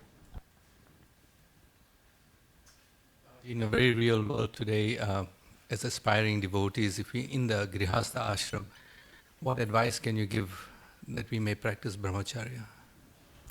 नहीं, गृहस्थाश्रम के लिए तो बताया ना, ये भागवत में भी बताया है। ये कौन से स्कंद में आता है। तो स्त्री जो है वो सहायता भी कर सकती है, ऐसा नहीं है। लोग प्राय करके स्त्रियों को बहुत निम्न दृष्टि से देखते हैं, साधु लोग घृणा की दृष्टि से देखते हैं कि जैसे ये कुछ यही मेरे पतन का कारण है। ऐसा नहीं है। वो पतन का कारण तो हमारी अंदर जो काम वासना है वो है। भगवान ने शास्त्र में स्त्री को कहीं गाली नहीं दी है। वो तो काम ऐसे क्रोध है ऐसे कहते हैं कि ये कारण तो कामना है, क्रोध है, ये वासना है। तो वो अंदर रहती है तो वो फिर बाहर प्रस्फुटित होती है।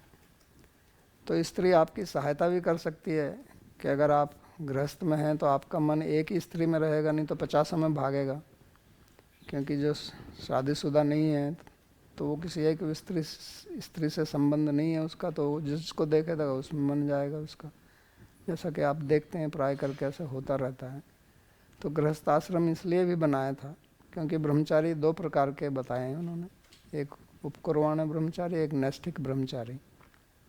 तो नैष्ठिक तो जो पूरा जीवन ब्रह्मचारी रहते हैं, और उपकुर्वाण मतलब वो ब्रह्मचारी आश्रम में रहते हैं 20-25 वर्ष, उसके बाद शादी करते हैं और फिर वहाँ वो अपनी स्त्री के साथ ही संबंध बनाते हैं, तो उसको भी ब्रह्मचर्य व्रत ही कहा जाता है। कि अगर आपका संबंध केवल अपनी स्त्री के साथ ही है और उसमें भी आप भक्त हैं, तो काम वासना की तृप्ति के लिए ही संबंध ना बनाएं, बल्कि उससे मुक्त होने के लिए संबंध बनाएं। तो संबंध जो है दो प्रकार से बनाया जा सकता है, उससे मुक्त होने के लिए या उसमें फंसने के लिए। तो ये भी इसका प्रयोजन है कि किसी के अंदर बहुत प्रबल काम वासना है, तो केवल उसको ब्रह्मचारी आश्रम में डाल दो तो वो अपनी वासना को फिर दबाएगा, जिसको रिप्रेशन बोलते हैं। तो शक्ति दबने वाली तो नहीं है, आपसे नहीं दबेगी, तो फिर वो विकृत रूप में आएगी कहीं से। इसलिए प्राय आप सुनते रहते हैं ना ये कि जहाँ लोग स्त्रियों को नहीं देखते हैं तो वहाँ कुछ विकृत रूप में क्रियाएं होती हैं। फिर वो बाहर आए समाज में या ना आए वो अलग बात है, लेकिन क्योंकि ये शक्ति को आप इसको दबा नहीं सकते, इससे या तो आप मुक्त होइए या इसका उपयोग कीजिए। तो मुक्त होने की विधि यहाँ बताई जा रही है, और उपयोग होने की जो है वो गृहस्थ आश्रम में। अगर प्रबल इच्छा है तो फिर आप गृहस्थ आश्रम में एक सदगृहस्थ की तरह रहिए, तो वो भी भक्त हो सकता है। क्योंकि भक्ति मार्ग में ऐसा कुछ रोक टोक नहीं है कि आपको ब्रह्मचारी होना है या सन्यासी ही होना है, कोई भी भक्त हो सकता है।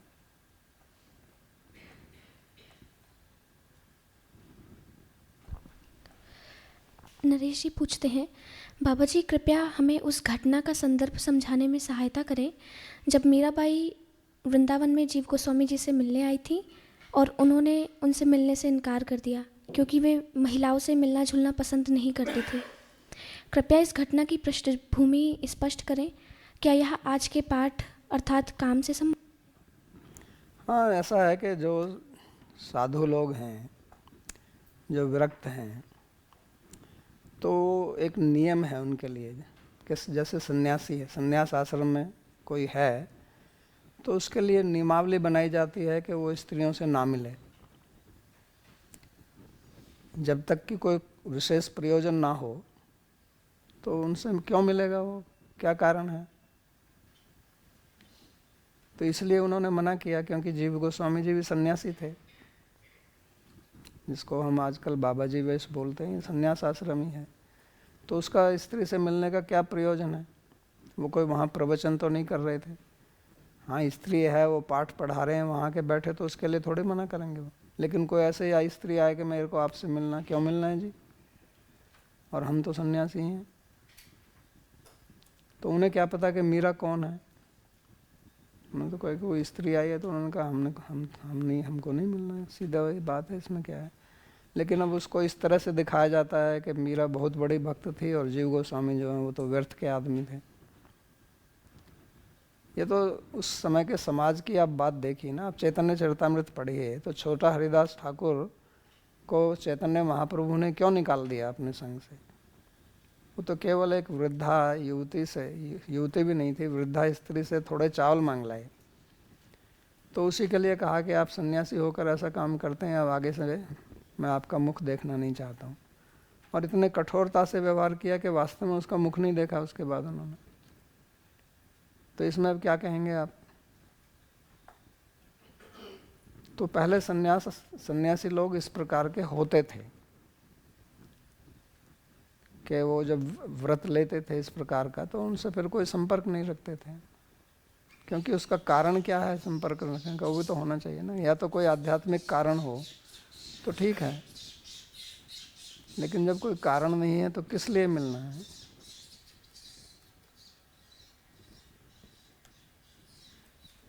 पहले संत वृंदावन में इस प्रकार के इसी तरह के होते थे। ऐसा नहीं है कि जब भी कोई आए तभी उससे मिलिए। जैसे पंडित बाबा थे हमारे परम गुरु जी के गुरु जी, तो वो भी सबसे ऐसे मिलते नहीं थे। यहाँ जहाँ शोध संस्थान है, वृंदावन शोध संस्थान, यहीं पर उनकी कुटिया अभी भी है, उसमें रहते थे। और यहाँ कुछ बिल्डिंग तो थी नहीं, खाली पेड़ थे, अभी बगीचा था। तो शाम को 4 बजे निकलते थे, उस समय लोग उनका दर्शन करते थे। बाकी तो कोई दिन में उनसे कोई मिल नहीं सकता था। अब कोई दिन में आए कि जो मेरे को मिलना है, तो थोड़ी मिलेंगे। क्यों मिलना है, जो शाम को आइए, मिलने का समय है। तो ऐसे जीव गोस्वामी जी ने भी मना कर दिया। उनका भी समय होगा कि उस समय आइए तब मिलिए, तो उसका एक कथा बना दिया।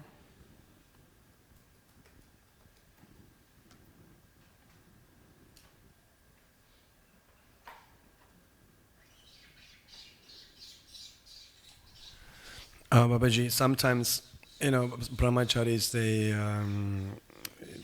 understand that they're not doing so well in that ashram, that it's not meant for them, and then they will get married, and then they find the same kind of sexual frustration even in the Grihastha ashram.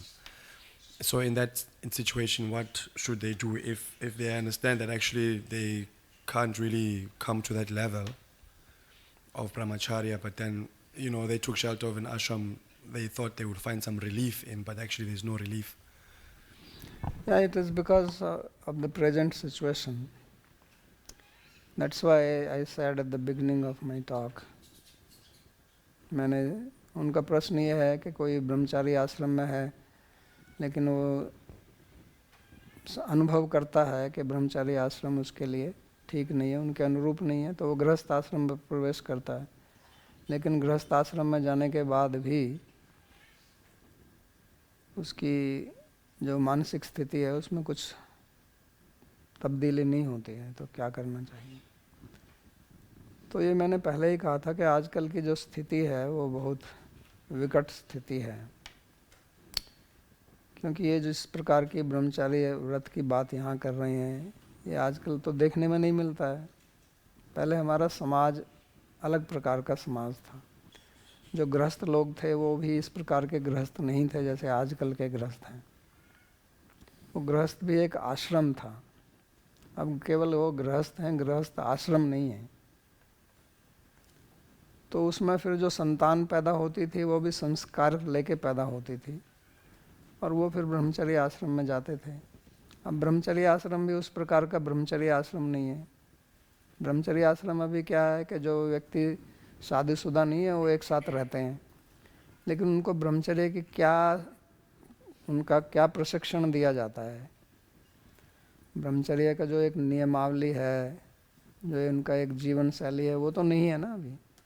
अभी हमारा जो आश्रम है उसके सामने भी ब्रह्मचारी आश्रम है इस्कॉन वालों का। तो वो ब्रह्मचारी आश्रम तो एक इतना ही है कि वो शादीशुदा नहीं है, लेकिन जो ब्रह्मचर्य व्रत का पालन, जो व्रत कह रहे हैं, वो व्रत क्या है उनका? और वो बेचारे जाते तो समाज में ही है ना, जाके पुस्तक बेचो, कीर्तन करो। तो ये ब्रह्मचारी का कार्य नहीं था ना। ब्रह्मचारी का था कि वो शास्त्र का अध्ययन करेगा, गुरु गृह में रहेगा और गुरु की सेवा करेगा, और किसी विषय में उसका पढ़ने की कोई आवश्यकता नहीं है। समाज से उसका कोई संबंध नहीं था। समाज से उतना ही संबंध था कि वो भिक्षा लेने के लिए जाते थे, और समाज से उनका कोई संबंध नहीं था। तो अब ऐसा तो कोई ब्रह्मचारी आश्रम नहीं है, मैंने तो नहीं देखा है। कहीं कोई होगा भी तो मेरी नज़र में नहीं है। और अगर ऐसा है तो वो फिर अच्छे ब्रह्मचारी होंगे और वो अच्छे गृहस्थ बनेंगे फिर। तो अभी तो एक नाम है एक ब्रह्मचारी आश्रम, लेकिन वास्तव में ब्रह्मचारी आश्रम के जो नियमावली हैं उसका तो पालन नहीं होता है। वो पता भी नहीं है उनको कि ब्रह्मचारी आश्रम में कैसे रहा जाता है। केवल इतना ही है कि वो शादी नहीं करते। बाकी तो स्त्रियों में वो भी रहते हैं, स्त्रियों से उनका भी संपर्क रहता है, और इसलिए शादी कर लेते हैं फिर, क्योंकि वहीं पर ही किसी से संबंध हो जाता है, फिर शादी कर लेते हैं। तो वो तो वही स्थिति रहती है। तो इसलिए पहले इसको समझना पड़ेगा। जैसे मैं एक उदाहरण देता हूँ कि हम बिजली है, बिजली का उपयोग करते हैं, स्विच है, इसको ऑन कर दिया, लाइट आ गई, इसको ऑफ कर दिया, लाइट बंद हो गई। लेकिन मेरे को ये पता तो नहीं है ना कि बिजली काम कैसे करती है।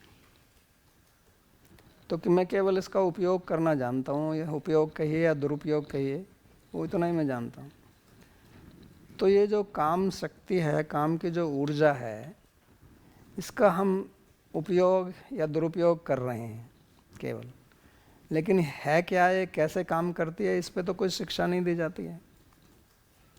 अगर मेरे को इस ऊर्जा से अपने को ऊपर ले जाना है, कामातीत होना है, तो मेरे को इसको समझना पड़ेगा ना, और उसकी प्रक्रिया क्या है वो समझनी पड़ेगी। तो वो तो हमें सिखाई नहीं जाती है कहीं, बल्कि इस पे तो कहा जाता है कि इसके बारे में ज़्यादा चर्चा मत करो, ब्रह्मचारी हो के तुम सेक्स की बात करते हो। अब वो मन में जो विचार आते हैं तो उसको कहाँ से रोकेगा। और अब तो सबके पास में, जिसके पास में इंटरनेट है उसके पास में सब कुछ है, तो वो सब देखते रहते हैं। और वहाँ तो बहुत कुछ उपलब्ध है जो बाहर भी उपलब्ध नहीं है। अब बाहर जाने की भी ज़रूरत नहीं है आपको, सब कुछ आपके घर में ही है। आप ना भी देखना चाहें तो भी आपको दिख जाएगा, क्योंकि पूरा समाज ही ऐसा है। ये जो आधुनिक समाज है और ये जो पाश्चात्य संस्कृति, अब भारत में भी आ गई, अब इसको पाश्चात्य कहिए जो भी कहिए, लेकिन जो पाश्चात्य संस्कृति है ये केवल दो पर ही बनी हुई है। वास्तव में पाश्चात्य संस्कृति का मूल है काम वासना, और उसके लिए अर्थ चाहिए। तो अर्थ और काम, धर्म और मोक्ष की कोई चर्चा ही नहीं है, बात ही नहीं है, किसी को पता भी नहीं है क्या होता है। तो जब हमारी पूरा समाज ही काम वासना, इसलिए लाइफस्टाइल क्या है, अब देख लीजिए, माँ बाप है, बच्चा पैदा होता है 18 साल बाद अलग हो, क्यों हो जाए? क्योंकि तभी तो वो काम ठीक से करेगा ना। घर में रहेगा तो थोड़ी समस्या होगी, नियंत्रित होगा। और माँ बाप भी चाहते हैं कि बेटा भागे यहाँ से, ताकि वो बूढ़ा हो जाएगा 75 साल का तो भी काम में ही लगा हुआ है। 75 साल का बूढ़ा व्यक्ति भी वही कर रहा है जो 25 साल का युवा कर रहा है, और वही उसी तरह की वही मूवी भी देखेगा, उसी तरह के प्रोग्राम देखेगा, उसी तरह के जोक पढ़ेगा, उसी तरह की वेशभूषा धारण करेगा। तो सारा जीवन ही जब काम के तरफ चल रहा है, तो उसमें से आप ब्रह्मचारी कहाँ से पैदा करेंगे? इसलिए हर जगह आपको शराब मिलेगी, कहीं भी चले जाओ आपको शराब, हर जगह शराब, रोज प्रतिदिन। तो वो शराब आपको ब्रह्मचर्य देगी या काम वासना में ढकेलेगी? मैंने पहले ही कहा ना कि काम वासना का मतलब है कि आप एकदम अचेतन हो जाते हो, ये जड़ता की तरफ ले जाती है। हमारा आध्यात्मिक मार्ग है आपको चेतनता की तरफ लाना, और परम चेतन भगवान श्री कृष्ण है। और काम वासना आपको शरीर में, जब तक आपका आवेश शरीर में नहीं होगा तब तक आप काम को भोग नहीं कर सकते हैं। काम भोग तो शरीर से ही होता है ना। तो शरीर से होता है, तो मैं शरीर हूँ, ये भाव आपका जितना घनिष्ठ होगा उतना ही आप में काम वासना रहेगी, और उतना ही आप काम वासना को भोग कर सकेंगे। और जितना जितना आपका ये भाव कम होता जाएगा, उतनी उतनी काम में आपकी रुचि खत्म हो जाएगी। तो आपको ये एक मजाक लगेगा कि ये साला क्या नाटक है, ये भी क्या है, क्योंकि उसका उपयोग तो अलग ही है ना। जैसे भोजन का उपयोग हमारा शरीर को पोषण करना है, लेकिन साथ में जब हम भोजन करते हैं तो उसमें थोड़ा आनंद भी आता है, उसके साथ में लगा हुआ है, ताकि आप खा लें, नहीं तो खाएंगे नहीं, मर जाएंगे। अगर भोजन में आनंद ना होता तो ये मनुष्य सृष्टि कभी की समाप्त हो गई होती, क्योंकि एक बड़ा झंझट है, भोजन बनाओ, खाओ, कितना टाइम लगता है। इसी प्रकार से समाज को चलाने के लिए प्रकृति का एक ट्रिक है कि इसमें थोड़ा उसने आनंद लगा दिया। तो उसका उद्देश्य तो ये है कि आप प्रजनन करें, बच्चे पैदा करें, और वो साइड इफ़ेक्ट है उसका जो आनंद है। लेकिन अब जो उसका गौण प्रयोग है उसको मुख्य बना दिया। अब बच्चे पैदा मत करो और काम भोग करो, यही तो उद्देश्य है जीवन का। जितना आप काम भोग कर सकते हो उतना आप अपने आप को सुखी मानते हो। अपने वो एप्स्टीन फाइल सुनते हैं, अभी सब सुन रहे होंगे। तो एप्स्टीन फाइल क्या है? और ये हमारे समाज के बड़े बड़े सब जो धुरंधर नेता हैं सब उसी में लिप्त हैं। तो यदि आचरति श्रेष्ठ तत्तदेव जने। तो ये सब हमारे समाज के नेता क्या कर रहे हैं? तो आम आदमी तो उसी को देखता है ना, कह रहे इसके पास में पैसा है इसलिए ऐसा कर रहा है, तो मेरे को भी पैसा कमाना चाहिए, और उतना पैसा मैं कमा नहीं सकता हूँ तो मेरे को भ्रष्टाचार करना पड़ेगा। तो चोरी डालो, डकैती डालो, साइबर क्राइम करो, कुछ भी करो, क्योंकि काम के लिए तो आपको अर्थ चाहिए। और अर्थ, आपके अंदर अर्थ कमाने की एक सीमित शक्ति है, लेकिन उस सीमित शक्ति से आप ज़्यादा काम भोग नहीं कर सकते हो। तो इसलिए फिर आप कुछ ना कुछ नए तरीके ढूंढेंगे, दूसरों का शोषण करेंगे फिर किसी तरह से भी। और अगर आप पावर में हैं तो उसी प्रकार के नियम बनाएंगे ताकि हमारे जैसे लोग जो हैं वो आम आदमी का उल्लू बनाते रहें। अब जो सरकार, जिसको आप जनतंत्र बोलते हैं, और हमारे वोट से वो आती है, लेकिन वो जब नियम बनाते हैं तो क्या हमसे पूछते हैं क्या वो कि हम इतना टैक्स करेंगे आपके ऊपर, इतना कर लगाएंगे? क्या पूछ के लगाते हैं? लगा देते हैं। हाँ, तो काहे बात के वो जनतंत्र हो। जैसे पहले राजा लोग थे ऐसे ही हैं। राजा लोग कम से कम उनका ये तो रहता था ना कि भाई मैं पूरे जीवन राजा रहूँगा। अभी तो ये 5 साल के लिए आते हैं या 4 साल के लिए आते हैं, और उसके बाद में इनका कुछ निश्चय नहीं है। तो उसी 4-5 साल में उनको अपना ये भी देखना है कि मैं अच्छी तरह से पैसा बना लूँ। तो उसको ये तो चिंता नहीं है कि अगली बार भी मैं ही होऊंगा या नहीं होऊंगा। और जो राजा लोग होते थे उनको बचपन से उनका ये भाव रहता था कि मैं राजा हूँ और मेरा काम है प्रजा की रक्षा करना। उनको इस प्रकार का प्रशिक्षण भी दिया जाता था धर्म के अनुसार। अब जो राजनीति में आते हैं उनकी तो कोई इस प्रकार की प्रशिक्षण नहीं है ना, कोई भी जा सकता है राजनीति में। भारत में तो हमने देखा कि जिनको अपना नाम लिखना नहीं आता वो भी नेता बना हुआ है। और ज़्यादातर पढ़े लिखे लोग कम आते हैं, गांव के लोग ज़्यादा आते हैं, क्योंकि यहाँ गांव की जो जनसंख्या वो ज़्यादा है। तो उनका नेता आएगा, वोट मिल जाती है, वो आके नियम बनाएगा हमारे लिए, जो शिक्षित लोग हैं। तो ये सब चलता है। तो उसको धर्म से कोई लेना देना नहीं है। सबके पीछे अर्थव्यवस्था रहती है, सब पैसा ही है। बाप बड़ा ना भैया, सबसे बड़ा रुपया। तो सारा इकोनॉमी मूल है संसार में।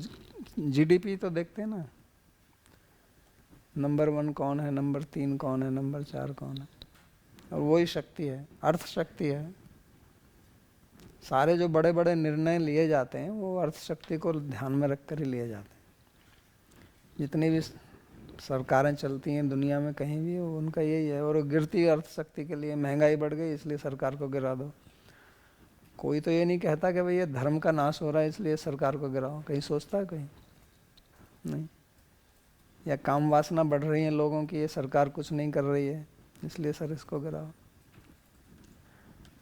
अब जो सिनेमा बनाते हैं फिल्म इंडस्ट्री वाले, तो वो सब देखते हैं कि भाई ये काम वासना ही बिकती है, इसी से पैसा कमाया जाता है, तो उसी का प्रचार होता है। जितने भी विज्ञापन आते हैं, चाहे कोई भी उत्पाद हो, उसका विज्ञापन में कुछ ना कुछ अर्धनग्न स्त्री तो होती ही होगी ही। तो हर जगह तो वो ही परोसी जा रही है ना काम वासना। अब उससे कैसे मुक्त होंगे? आजकल संसार तो बड़ा विकट हो गया है। इसलिए भगवान नाम जप करो, हरे नाम हरे नाम हरे नाम ही केवल कलहु नास्ति है नास्ति है नास्ति है गतिरन्यथा। भगवान का नाम करो, भगवान की कीर्तन करो, उसी से कल्याण। अब ये जो ब्रह्मचारी व्रत, ये तो अब हमारा पाठ है तो उसको समझाना हमारा कर्तव्य है, हम बता रहे हैं। और जो कोई जितना इसका पालन कर सकता है उतना अच्छा है। ठीक है।